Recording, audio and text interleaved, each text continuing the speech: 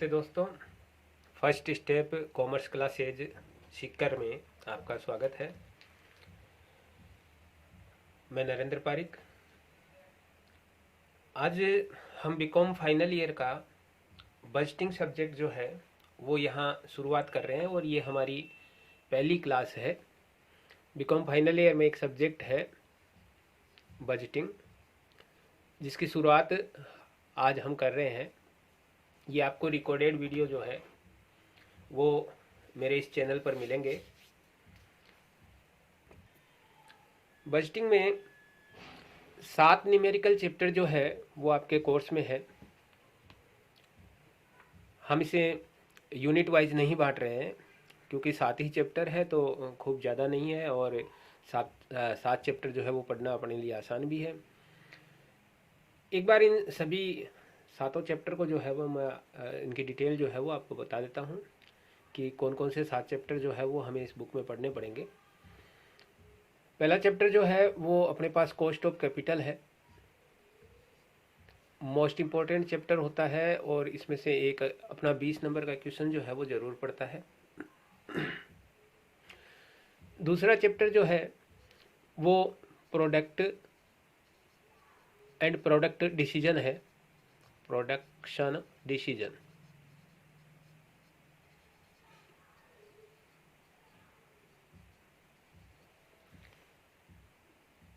तो पहला अपने पास कॉस्ट ऑफ कैपिटल यानी पूंजी की लागत है, और दूसरा अपने पास प्रोडक्ट एंड प्रोडक्शन डिसीजन उत्पाद और उत्पादन निर्णय से संबंधित है।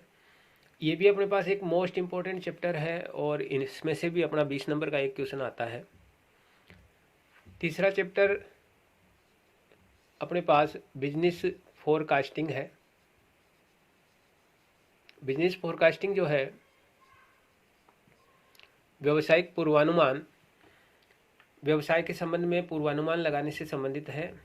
और ये रिग्रेशन इक्वेशन जो अपने पास है, प्रतिपगमन समीकरण जो है, जो कि अपन ने फर्स्ट ईयर की स्टेटिस्टिक्स में पढ़ा है, उस पर डिपेंड करता है।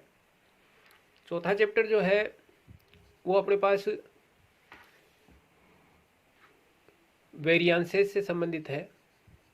वेरियांस जो है वो आपने सेकेंड ईयर की कॉस्टिंग में पढ़े हैं।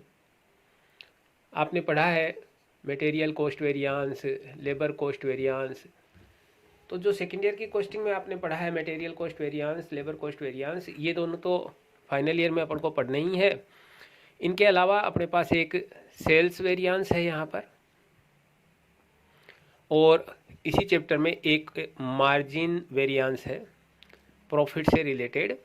प्रॉफिट वेरियांस भी अपन इसको कह सकते हैं, मार्जिन वेरियांस भी अपन इसको कह सकते हैं। ये 4 चैप्टर जो है ये बजटिंग की बुक में सेकंड पार्ट है। शुरुआत यहाँ से नहीं होती, ये अंत में दिए हुए चैप्टर है, लास्ट में दिए हुए हैं। Cost of capital, product and production decision, business forecasting और वेरियांसेज। ठीक है। Material cost variance, labour cost variance, ये ऑलरेडी आपका पढ़ा हुआ है। सेकेंड ईयर की कॉस्टिंग में आपने इसे पढ़ा है। इन्हीं में जो फॉर्मूलाज दिए हुए हैं वही फॉर्मूलाज आपके सेल्स वेरियांस और मार्जिन वेरियांस पर भी अप्लाई होते हैं। तो ये अपने लिए कोई एक नया चैप्टर नहीं है, ये ठीक वैसा ही है जैसा अपन ने सेकेंड ईयर में पढ़ा है। हाँ, ये cost of capital, product and production decision और बिजनेस फोरकास्टिंग जो है वो अपने लिए एक नए चैप्टर है। बिजनेस फोरकास्टिंग को भी आप नया माने तो ही ठीक है, क्योंकि बिजनेस फोरकास्टिंग रिग्रेशन इक्वेशन पर डिपेंड करता है, प्रतिपगमन समीकरणों पर डिपेंड करता है, और प्रतिपगमन समीकरण अपन ने फर्स्ट ईयर की स्टेटिस्टिक्स में पढ़ा है। कुल मिलाकर चारों चैप्टर इम्पोर्टेंट चैप्टर है, अलग अलग यूनिट से आते हैं, और हर यूनिट से अपन को एक क्वेश्चन न्यूमेरिकल मिल ही जाता है। तो ऐसी स्थिति में कॉस्ट ऑफ कैपिटल और प्रोडक्ट एंड प्रोडक्शन डिसीजन में से आपको एक न्यूमेरिकल क्वेश्चन मिल जाता है पेपर में, और बिजनेस फोरकास्टिंग इंडिविजुअली एक क्वेश्चन मिल जाता है आपको।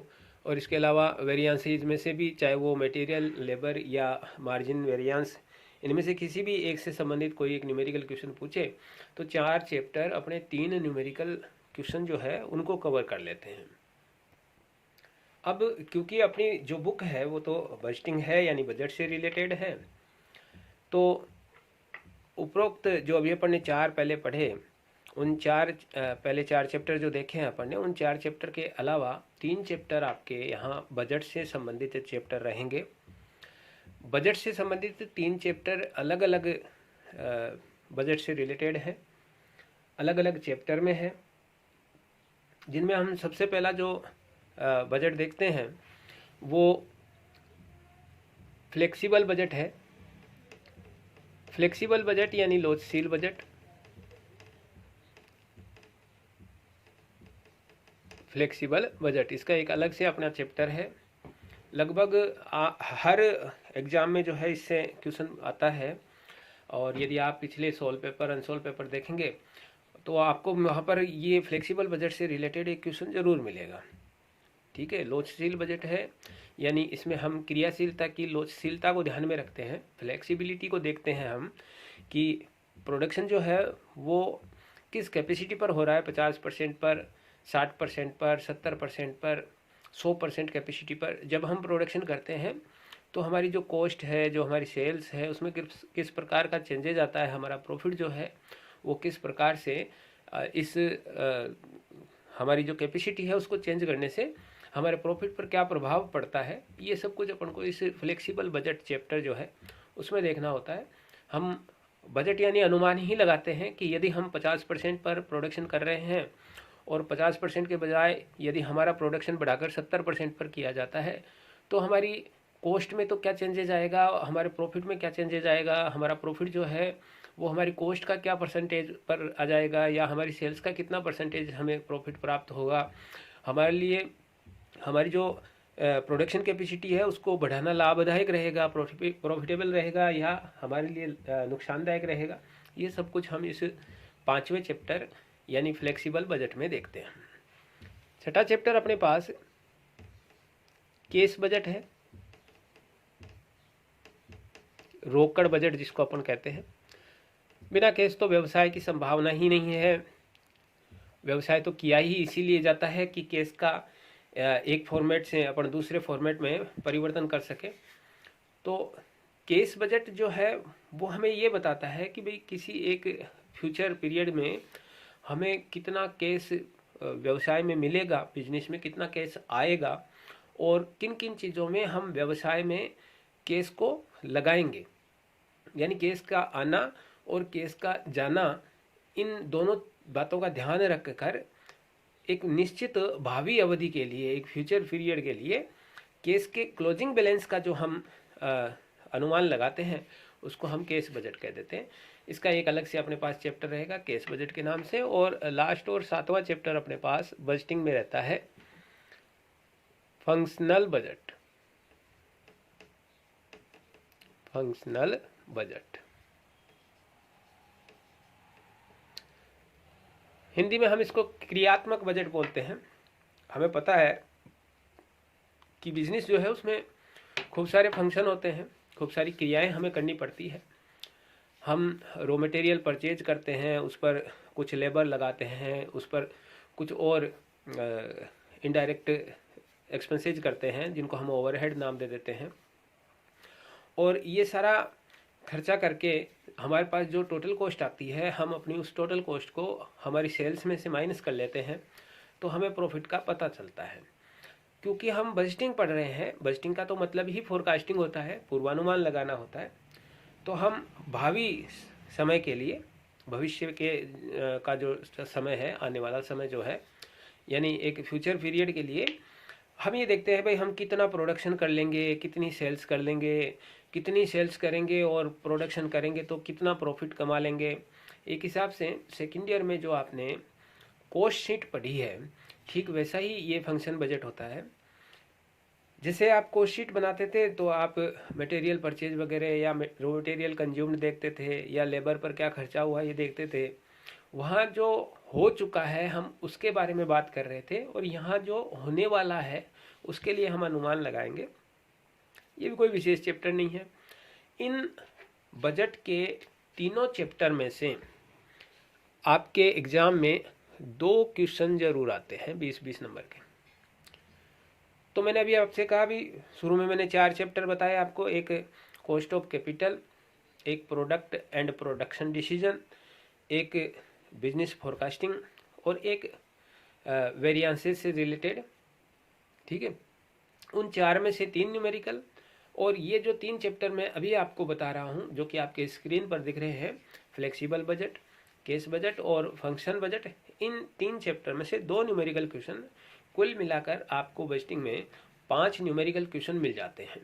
और यदि आप 5 न्यूमेरिकल क्वेश्चन सही कर देते हैं तो ठीक मेरी तरह आपको भी 100 में से 100 नंबर मिलते हैं। बजटिंग की ये अपनी पहली क्लास है, और यहाँ जो हम आज चैप्टर शुरू करने जा रहे हैं उस चैप्टर का नाम रहेगा cost of capital. Cost of capital यानी पूंजी की लागत। जैसे कि हमें नाम से ही पता चल रहा है, कॉस्ट ऑफ कैपिटल में अपने पास 2 शब्द है, एक कैपिटल और एक कॉस्ट, यानी पूंजी और लागत। 2 चीज़ें, पूंजी और लागत, इन पर डिपेंड करते हुए सारा का सारा ये चैप्टर रहेगा। पूंजी, क्योंकि अपन बीकॉम फाइनल ईयर के स्टूडेंट हैं, इसलिए हम सभी जानते हैं कि पूंजी व्यवसाय की प्राथमिक आवश्यकता है। प्राथमिक आवश्यकता है। क्या हम बिना पूंजी किसी व्यवसाय की स्थापना कर सकते हैं? तो आपका जवाब रहेगा नहीं। हम बिना पूंजी किसी व्यवसाय की स्थापना की बात नहीं कर सकते। यदि हमें व्यवसाय स्थापित करना है तो उसके लिए पूंजी की आवश्यकता तो मस्ट होगी। यानी पूंजी वह चीज है, चाहे वो नकद हो, चाहे वो वस्तु हो, किसी भी फॉर्म में हो, पर पूंजी वह चीज है जो व्यवसाय को प्रारंभ करने के लिए आवश्यक है। यानी जब भी हम व्यवसाय प्रारंभ करते हैं तो चाहे केस लाएं, चाहे कोई आइटम लेकर आए, व्यवसाय में शुरुआत में जो भी केस या आइटम लाया जाएगा उसको हम पूंजी कहेंगे। इस चीज़ को आपने अपने 11th 12th के समय जब एंट्रीज लिखना शुरू किया होगा उस समय भी समझा होगा। आपने देखा होगा, आपको कहा जाता था कि 10,000 रुपया नकद और 25,000 रुपये के फर्नीचर से व्यवसाय प्रारंभ किया। 10,000 रुपया नकद और 25,000 रुपये के फर्नीचर से बिजनेस स्टार्ट किया। क्या इसकी एंट्री होगी? तो आपने एंट्री करी होगी, case account DR 10,000, furniture account DR 25,000 और टू कैपिटल कितना? तो 35,000। और आपने जब इसकी बैलेंस शीट बनाई तो आपने लायबिलिटी साइड में लिखा कैपिटल 35,000 और असेट साइड में आपने लिखा कैश इन हैंड या कैश एट बैंक 10,000 और असेट्स में आपने लिखा फर्नीचर 25,000 और आपकी बैलेंस शीट बैलेंस हुई। आप जो केस लाए, जो आप फर्नीचर लाए, आपने उसको क्या माना? कैपिटल माना। यानी कोई भी बिजनेस जब हम स्टार्ट कर रहे हैं और स्टार्ट करते समय जो भी केस, फर्नीचर, वस्तुएं, आइटम जो भी हम लेकर आ रहे हैं व्यवसाय में, वो हमारी पूंजी का पार्ट है, वो पूंजी है। और इनके बिना व्यवसाय शुरू ही नहीं हो सकता। तो फिर से मैं वही कहूँगा कि पूंजी क्या चीज़ है? तो पूंजी व्यवसाय की प्राथमिक आवश्यकता है। यानी पूंजी के बिना व्यवसाय को प्रारंभ ही नहीं किया जा सकता है। पूंजी व्यवसाय की प्राथमिक आवश्यकता है, और जो पूंजी हम अपने व्यवसाय में लगा रहे हैं उससे संबंधित जो लागतें हैं, उन लागतों पर हम इस चैप्टर में विचार करेंगे।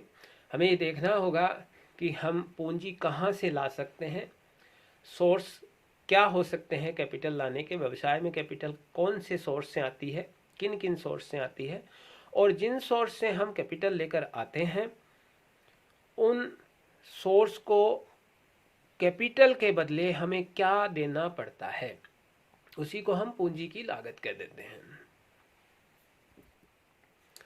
यदि हम कैपिटल के सोर्स की बात करें, पूंजी कहाँ से लाई जा सकती है, इसके बारे में विचार करें, तो थोड़ा सा इसको समझने के लिए अपने आप को ही एक व्यवसायी समझ लेते हैं एक बार, और ये देखते हैं भाई मुझे मान लीजिए एक व्यवसाय शुरू करना है और उस व्यवसाय में मुझे 8-10 लाख रुपए की आवश्यकता है, तो मैं कहाँ से पैसा लेकर आऊँगा व्यवसाय को शुरू करने के लिए। तो आपकी तरफ से जवाब रहेगा कि सर आप अपने पास जो सेविंग है उस सेविंग से बिजनेस स्टार्ट कर सकते हो। यानी मैं अपने स्वयं के साधनों से पूंजी लेकर के आ सकता हूँ, स्वयं के साधनों से पूंजी लेकर के आ सकता हूँ, स्वयं के साधनों से, यानी जो भी मेरी सेविंग्स वगैरह है, ऑन जो मेरे सोर्स हैं उनसे मैं, ऑन सेविंग अपन इसको कह सकते हैं, उनसे मैं पूंजी लेकर के आ सकता हूँ। एक दूसरा, ये तो 8-10 लाख रुपए की ज़रूरत थी, और आपकी तरफ से ये जवाब भी आएगा कि सर आप अपने जो सेविंग है उन सेविंग से ये 8-10 लाख रुपए का बिजनेस शुरू कर सकते हो सकता है या तो सबके पास 8-10 लाख रुपये नहीं हो, या उसको 8-10 से ज़्यादा की आवश्यकता पड़ती हो, तो ऐसी स्थिति में वो क्या करेगा।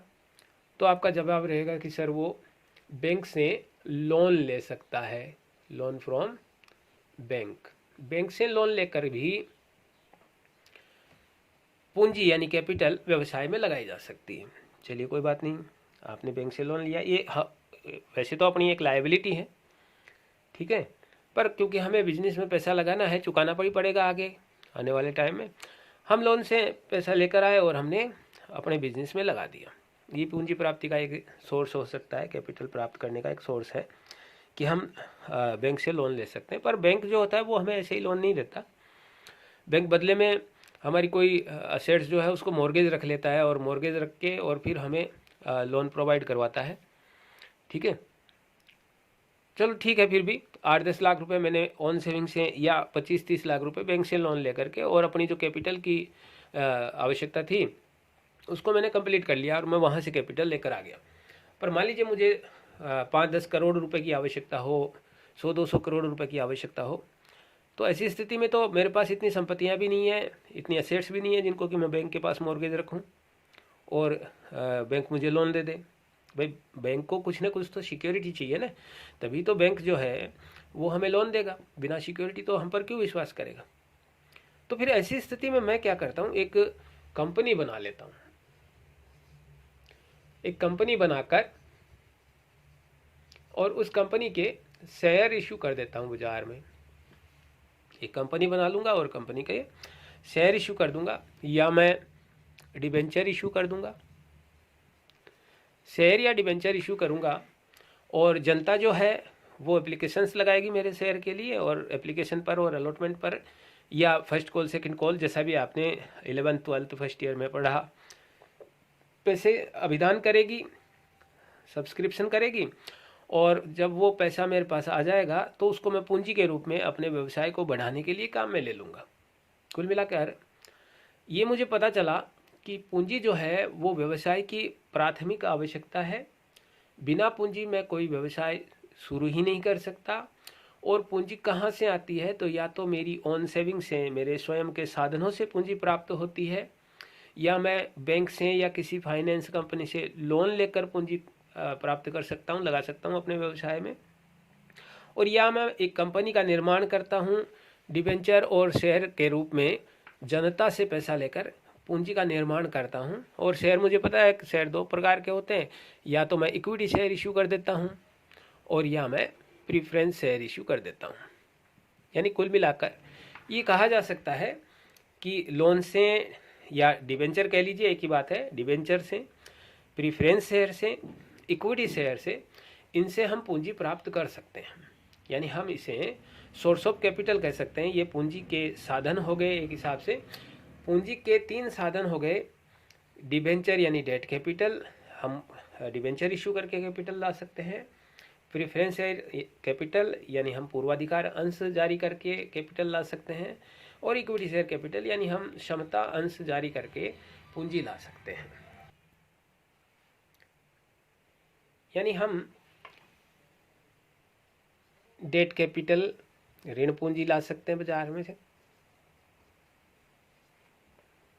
प्रीफरेंस शेयर कैपिटल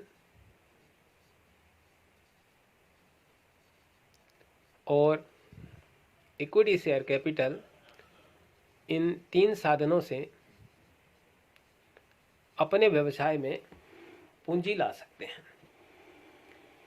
चलिए ठीक है।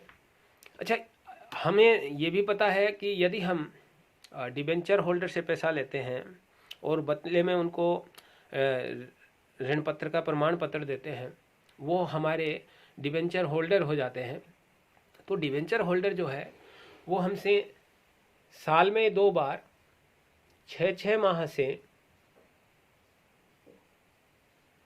अपने द्वारा दिए गए ऋण पर एक फिक्स रेट से इंटरेस्ट लेता है। ये हमें पता है। डिबेंचर होल्डर क्या करता है, साल में 2 बार 6 माह से एक फिक्स रेट से इंटरेस्ट लेता है। यानी डिबेंचर होल्डर अपना पैसा फ्री में हमारी कंपनी में नहीं लगाता। जितना पैसा उसने हमारी कंपनी में लगाया है उस पैसे के लिए साल में 2 बार 6 महीने से एक फिक्स रेट से हमसे इंटरेस्ट चार्ज करता है और कंपनी द्वारा फिक्स रेट से डिबेंचर होल्डर को उनके द्वारा लगाई गई पूंजी पर ब्याज दिया जाता है। ठीक है। जब हम डिबेंचर होल्डर को ब्याज चुका देते हैं तो उसके बाद बचे हुए प्रॉफिट में टैक्स एक कंपोनेंट होता है। टैक्स जो है वो हमें पेड करना पड़ता है गवर्नमेंट को। तो बचे हुए प्रॉफिट में से हम गवर्नमेंट को टैक्स पेड कर देते हैं।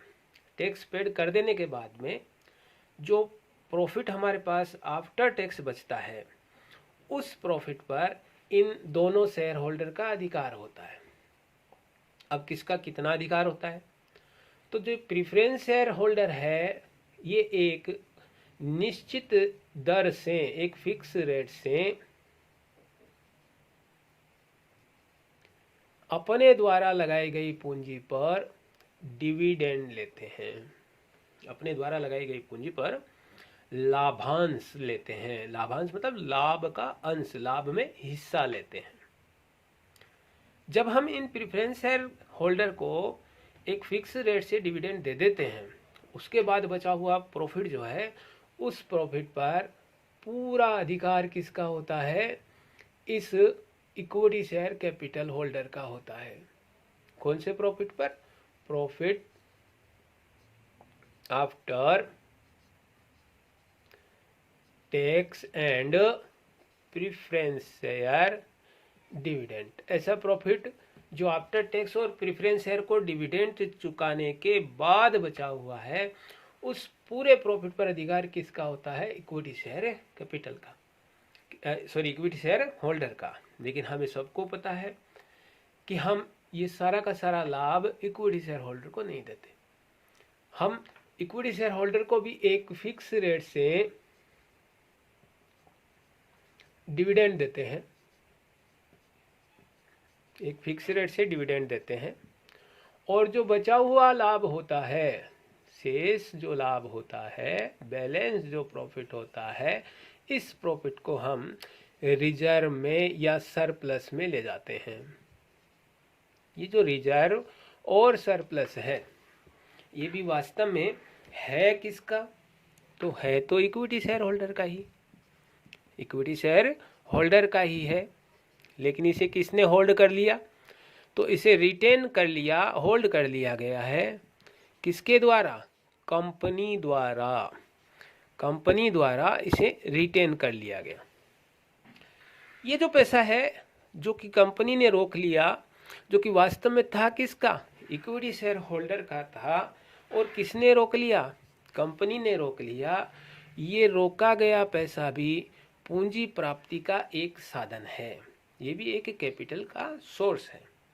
और इसको हम चौथा सोर्स मानते हैं। हमने 3 सोर्स ऑलरेडी लिख रखे हैं। पहला हमने लिख रखा है डेट कैपिटल, ऋण पूंजी से पूंजी प्राप्त की जा सकती है। प्रीफरेंस शेयर कैपिटल से पूंजी प्राप्त की जा सकती है। और इक्विटी शेयर कैपिटल से पूंजी प्राप्त की जा सकती है। और अब अपने पास एक चौथा सोर्स और आ गया जो कि रिटेन किया हुआ है, रोका गया है कंपनी द्वारा, इसलिए हम इसका नाम देते हैं रिटेन्ड अर्निंग।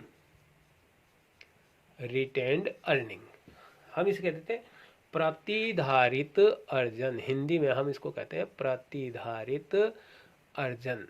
ये अर्जन थी तो शेयर होल्डर की, लेकिन किसने धारित कर ली, तो कंपनी द्वारा धारित कर दी गई, रोक कर रख ली गई, और ये भी पूंजी प्राप्ति का ही एक साधन है। एक चीज जो अपने समझ में आ रही है वो ये आई कि हम पूंजी जो है उसके बिना व्यवसाय की सोच ही नहीं सकते। पूंजी व्यवसाय की प्राथमिक आवश्यकता है। पूंजी डिबेंचर से, प्रेफरेंस शेयर से, इक्विटी शेयर से या रिटेन्ड अर्निंग के रूप में प्राप्त की जा सकती है।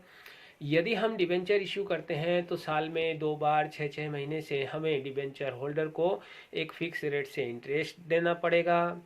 यदि हम प्रेफरेंस शेयर इश्यू करते हैं तो एक फिक्स रेट से हमें डिविडेंड देना पड़ेगा। और ये इंटरेस्ट, टैक्स और प्रेफरेंस शेयर का डिविडेंड चुकाने के बाद जो प्रॉफिट बचता है उस सारे प्रॉफिट पर इक्विटी शेयर होल्डर का अधिकार तो होता है, पर कंपनी इक्विटी शेयर होल्डर को भी एक फिक्स रेट से डिविडेंड देती है। शेष जो बचा हुआ लाभ है, बैलेंस जो प्रॉफिट है, उसको कंपनी रिजर्व सरप्लस में ले जाती है, जिसको हमने एक नाम दिया रिटेन अर्निंग। यानी रिटेन्ड अर्निंग से भी पूंजी प्राप्त की जा सकती है। हम चाहे डिबेंचर इशू करें, चाहे प्रेफरेंस शेयर कैपिटल इशू करें, चाहे इक्विटी शेयर इशू करें, चाहे रिटेन्ड अर्निंग इशू करें, रिटेन्ड अर्निंग इशू नहीं करनी पड़ती, चाहे रिटेन्ड अर्निंग रोक के रख लें, सभी के बदले हमें कुछ न कुछ उनके धारकों को देना पड़ता है। जैसे कि डिबेंचर होल्डर को इंटरेस्ट देना पड़ता है, प्रेफरेंस शेयर और इक्विटी शेयर होल्डर को डिविडेंड देना पड़ता है। रिटेन्ड अर्निंग के बदले में हम इक्विटी शेयर होल्डर को बोनस शेयर इश्यू करते हैं, बदले में कुछ न कुछ देना पड़ता है। और जो पूंजी प्राप्ति के बदले में उनके होल्डर्स को दिया गया है, बदले में जो दिया गया है उसी को हम पूंजी की लागत कहते हैं। नेक्स्ट क्लास में हम अलग अलग सोर्स के लिए, चाहे डेट कैपिटल हो, प्रेफरेंस शेयर हो, इक्विटी शेयर हो या रिटेन्ड अर्निंग हो, इन सोर्स के लिए पूंजी की लागत कैसे कैलकुलेट करेंगे ये सीखेंगे। आज के लिए इतना ही। धन्यवाद।